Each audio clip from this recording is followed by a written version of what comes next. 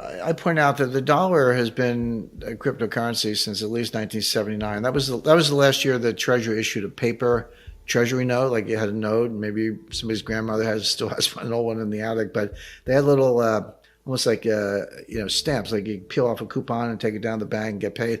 That last time they did that was 1979. So the dollar has been digital and message traffic has been encrypted since around 1980. But I think in terms of the impact on the dollar, this is be careful what you wish for, and this was exactly what I was saying earlier in terms of second and third order effects. And I warned the Pentagon about this, and I warned the Treasury about this because I know how economic sanctions work. I've been very involved in that from the point of view of the intelligence community and also advising the government. But they can be powerful. But if you use them too much and too broadly, they actually lose all their impact because the people you're targeting say, well, okay, no mas, I'm out of the dollar system. You've done it one too many times. And this is an example of that. We've never frozen a central bank before. We have now. We've never kicked an entire country out of SWIFT with the exception of Iran, but that's a much more isolated case. We have now with Russia. And so instead of just sitting there saying, oh, gee, you got me, they can say, okay, let's go to a new payment system. Let's pick up a new currency. The Saudis are saying the same thing. And all of a sudden, if you're one of the top princes of Saudi Arabia, maybe Mohammed bin Salman or any of the top princes, you have a yacht in Monaco, you have a house in Aspen, you have who knows how many houses and palaces and yachts around the world, private jets, and they're like, hey, actually, all that stuff could be seized because that's what we're doing to the Russian oligarchs. And by the way, it's not limited to oligarchs. We saw this kind of neo-fascism in Canada very recently with Chrystia Freeland, who's the deputy prime minister, freezing the bank accounts and the crypto wallets of the truckers. Well, these are blue-collar, nonviolent protesters. Yeah, they were blocking traffic. Or anyone who supported the truckers. Yeah. Sorry? Or anyone who supported the truckers. Well, actually, Canada went so far as to criminalize it. If you supported the truckers under a recent interpretation of Canadian law through Chrystia Freeland, the deputy prime minister, that's a criminal act. So I told Justin, I said, come and get me. But my point being, so she's seizing the accounts of blue collar truck drivers, and Biden's seizing the accounts of oligarchs. But it's the same thing. Okay, blue collar, multi-billionaire, but it's the same thing. Suddenly, Canada and the U.S., two of the number one, I think number 5 economy in the world, number 6 maybe, have frozen Canadian dollar and U.S. dollar accounts of people they don't like. Now, you can say it's for good reason and Putin should have invaded Ukraine. I get it. But if you're a Saudi prince, if you're certainly a Russian, if you're a Chinese oligarch, how comfortable are you with the dollar right now? I'm going to suggest the answer is not very. Help me understand this. The U.S. administration must have understood the repercussions of this. So why would they do anything that would risk the U.S. dollar losing its reserve currency status? Because they didn't understand it. Now, you would think they would. You would think, but there's the number 2 guy at the Treasury, it's Wally something. He's the sanctions guy. He's on point. I don't know if he's a deputy secretary of the Treasury, but he's a senior official in the Treasury, and he's on point for the sanctions. I haven't met him personally, by the way, but I checked him out. Looks like a thoroughly bright guy, but other than carrying Larry Fink's briefcase for a few months, I mean, he's a year maybe, he's never had a job outside of academia or government. So he doesn't really understand the real world and doesn't understand what we're discussing right now. So the answer to the question, Danielle, is that they didn't think this through. They don't understand these knock-on effects.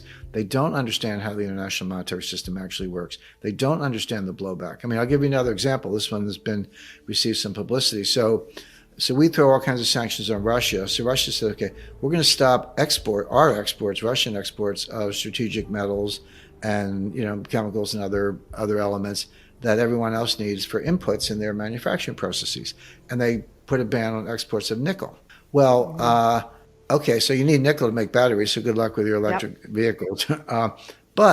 Okay, so U.S. throws sanctions on Russia. Russia retaliates by banning nickel exports. The price of nickel goes to the moon. It went up by a factor of 4 or 5. That's really not surprising. London Metal Exchange fell down. They had to close. Yeah.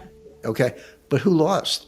There was a Chinese billionaire who owns one of the largest nickel mining operations in the world, who lost, I think, $5 or $6 billion. So here's Russia and the U.S. fighting an economic war, and the loser pops up in China. That wasn't on his radar screen, and that wasn't on anybody else's radar screen. But it's a good example where the damage shows up when you don't expect it. Russia had about 600 tons of gold, and today they have 2,300 tons. China had about 600 tons of gold, and today they have about 2,000 tons, just slightly less, that we know of. And they may have several thousand tons off the books in the State Administration of Foreign Exchange that we don't know about, because that's completely opaque. So Russia and China did exactly what we warned the Pentagon about in 2009, exactly, which is increase their gold reserves by a factor of 4 or more. Before we continue, help us clicking that YouTube like button and subscribe now to our channel. This shows the algorithm that you valued this information. And it helps us spread that message. Sharing is caring. And now, let's continue. Do you want to know one thing about crypto? I made over 3,000% in profit in a few weeks. Fact is, the traditional financial system, the traditional money system makes you poor, not rich.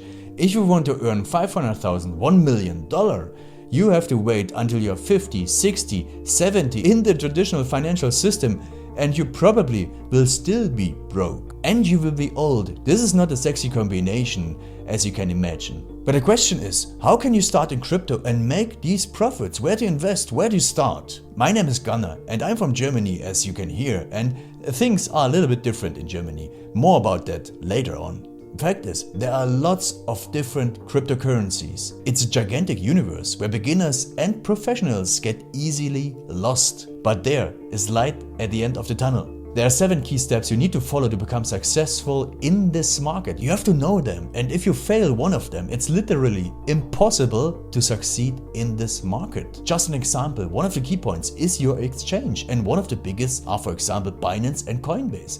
These are trusted and well-established exchanges, but, and this is a big but, you won't find the super profitable coins on those exchanges. The unknown super profitable coins that get gigantic profits are not traded on those kind of exchanges. They are traded on much smaller insider platforms that are barely known. And I can tell you what those super secret exchanges are and why they are so profitable. And another super important thing are the right information sources. The point is, the internet is gigantic. There are hundreds and hundreds of YouTube channels, blogs, pages, and much, much more. And there are also market makers and influencers. For example, Elon Musk, he is not a crypto guy, but the moment he recommended Dogecoin, it went through the roof, to the moon, so to say. But why did he recommend it?